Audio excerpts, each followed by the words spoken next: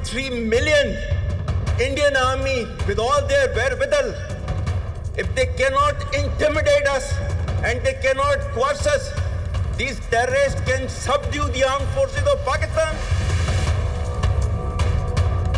A setback for the Indian military amid escalating tensions after last month's terror attack.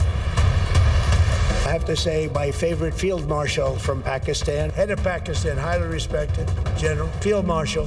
2025 मुल्क की तारीख का अहम तरीन साल, जब दुनिया की नजरें पाकिस्तान पर लग गईं। मुश्किल तरीन हालात में फील्ड मार्शल आसिम मुनीर के बड़े फैसलों ने खित्ते की तस्वीर बदल दी। मुस्तकिल मिजाजी, हिम्मत, यकीन और वाज़े ज़हन के बायस पाकिस्तान कठिन हालात से बाहर निकल आया। रवां साल पाकिस्तान ने दिफाई, मुआशी और सफारती मैदान में बड़ी कामयाबियां हासिल की। फील्ड मार्शल आसिम मुनीर की लीडरशिप और फैसला साजी के बायस पाकिस्तान ने हुजम में अपने से कई गुना बड़े दुश्मन को शिकस्ते फाश से दो चार किया। पाकिस्तान ने न सिर्फ भारत के 7 तैयारे गिराए, उसकी कई एयर बेसिस समेत 26 मिलिट्री अहदाफ को निशाना बनाया, बल्कि उसके एयर डिफेंस सिस्टम S-400 को भी तबाह किया। अपने घमंड और गरूर में पागल नरेंद्र मोदी को जंग रुकवाने के लिए घुटनों के बल अमेरिका को दरख्वास्त करने पर मजबूर कर दिया। इस ऑपरेशन को बुनियानुल मरसूस का नाम दिया गया। इन्नल्लाह युहिब्बुल्लज़ीना युक़ातिलूना फ़ी सबीलिही सफ़्फ़न कअन्नहुम बुनियानुम मरसूस। Allah indeed loves those who fight in his way in ranks as though they were a solid wall.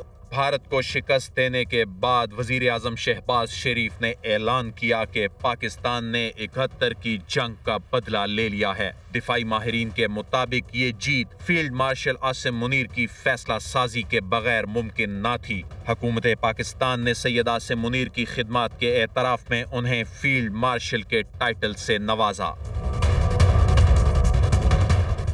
Bharat से जंग जीतने के बाद पाकिस्तान से मुतल्लिक अमेरिका के रवैये में हैरान कुन बदलाव आया। अमेरिकी सदर Trump field marshal Asim Munir के गुन गाने लगे। आलमी फोरम्स पर पाकिस्तान की अस्करी क़यादत की तारीफें होने लगी। वो भारत जो पाकिस्तान को सफारती महाज पर तन्हा करना चाहता था, खुद बुरी तरह तन्हाई का शिकार हो गया। अमेरिका ने भारत से मुंह मोड़ लिया। My favorite field marshal from Pakistan, who's not here, but the Prime Minister is here. The Prime Minister of Pakistan is a great guy, and the Field Marshal, they have a Field Marshal. You know why he's a Field Marshal? He's a great fighter.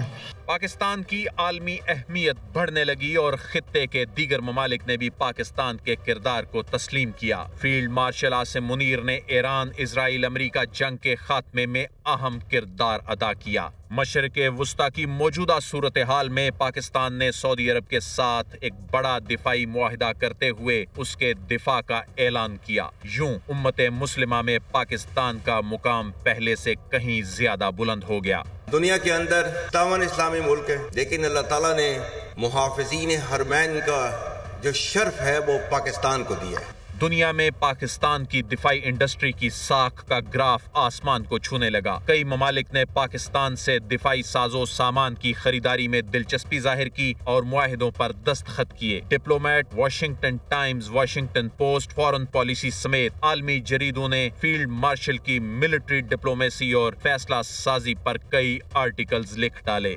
हमने जब Sharifullah hand over किया United states of America को, जो ISIS का एक था, terrorist था, तो उस पे फिर उसकी रिकग्निशन हुई यूनाइटेड स्टेट्स ऑफ अमेरिका में। जनरल कुरेला जो उस वक्त सेंटकॉम कमांडर थे, उनकी statement is evident of that. तो इसका मतलब है कि रिकग्निशन है, रियलाइजेशन है। और अभी जो लेटेस्ट आपने आर्टिकल्स पढ़ रहे हैं, जिस तरीके से रियलाइजेशन हुई है वर्ल्ड को, I think this is very effective. और ये फिर क्रेडिट जाता है पाकिस्तान की मिलिट्री डिप्लोमेसी को under field marshal Asim Munir. Operation बुनियानुल मरसूस ने तो दुनिया चेंज कर दी है, पाकिस्तान की दुनिया का तस्वर पाकिस्तान के मुतल्लिक।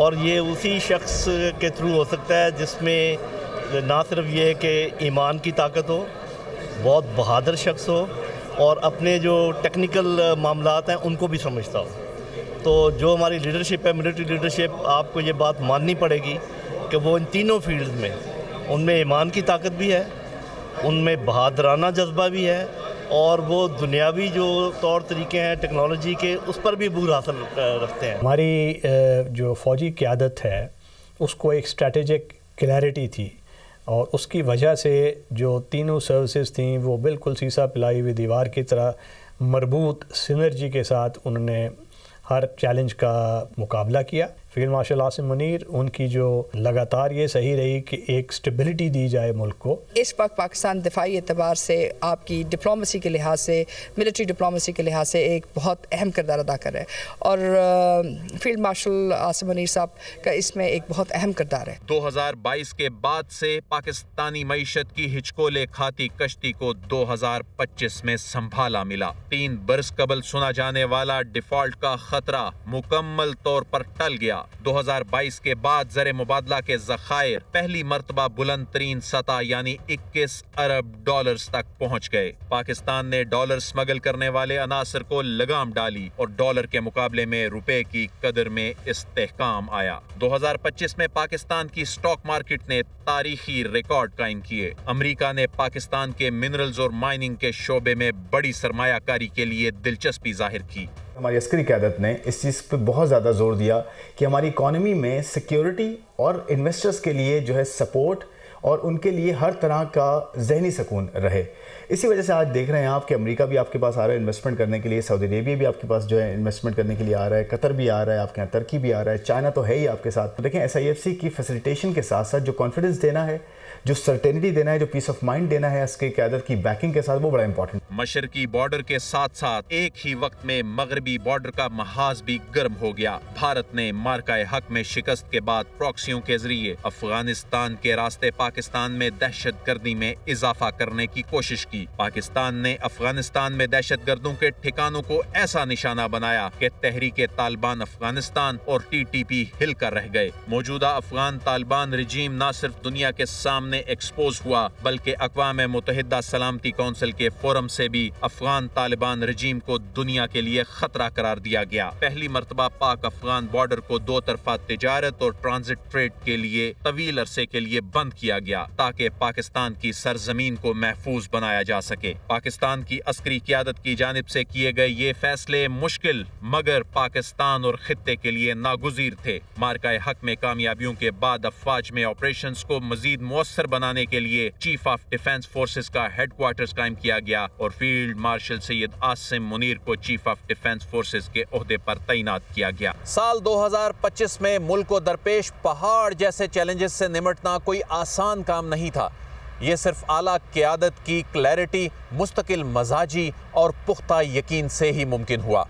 اس ایک سال میں خطے کا منظرنامہ بدل چکا ہے. اب 2026 کا سورج نئی امیدوں کے ساتھ طلوع ہونے جا رہا ہے.